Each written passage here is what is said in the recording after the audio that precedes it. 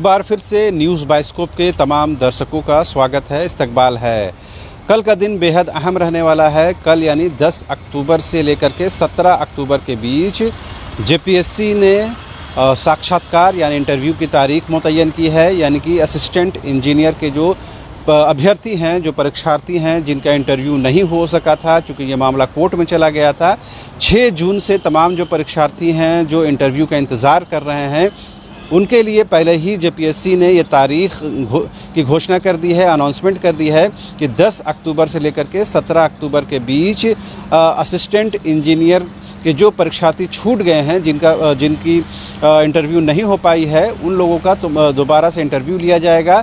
यानी ये जो संख्या है करीबन 580 की संख्या में बताए जा रहे हैं ये छात्र हैं जिनका इंटरव्यू नहीं हो पाया था।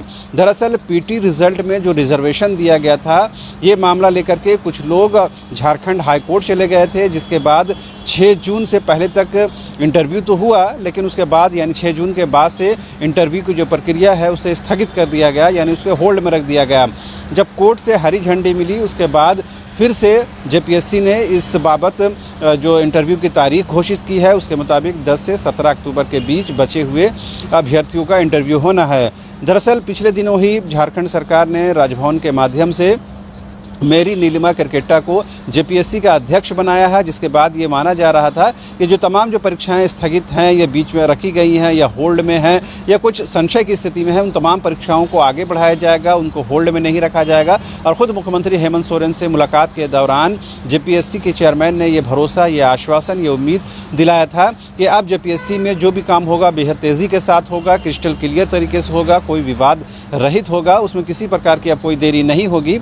उसके बाद ही तुरंत ही ये असिस्टेंट इंजीनियर के लिए तारीख की घोषणा कर दी जाती है। लिहाजा कहीं न कहीं ये माना जाना चाहिए कि जैसे ही नई जो अध्यक्षा आती हैं, उसके बाद जेपीएससी में जो एक्शन नज़र आता है, जो अलर्ट मोड नज़र आता है, और वो कहीं न कहीं छात्रों के लिए बेहद खुशी की बात है। तो हम अपने तमाम दर्शकों को ये सिर्फ सूचना के तौर पर बता देना चाहते हैं। हालांकि उन तमाम परीक्षार्थियों को इस दिन का बेहद इंतज़ार था और उनको पता भी है कि 10 अक्टूबर से उनका इंटरव्यू होना है, लेकिन एक बार फिर से रिमाइंड के तौर पर ये हम बताना चाहते हैं कि 10 से 17 अक्टूबर के बीच ये इंटरव्यू होना है, जिसके लिए 9:30 का सुबह का समय निर्धारित किया गया है। यानी आपको सुबह 9 बजे के करीब आयोग के कार्यालय पहुंच जाना है। तमाम जो दस्तावेज़ मांगे गए हैं उसकी पूरी सूची आपको वेबसाइट में अपलोड कर दी गई है। उस वेबसाइट को खंगालने के बाद, वहां के नोटिफिकेशन को देखने के बाद आपको अंदाज़ा लग जाएगा क्या क्या कागजात हमें लेकर के जाने हैं।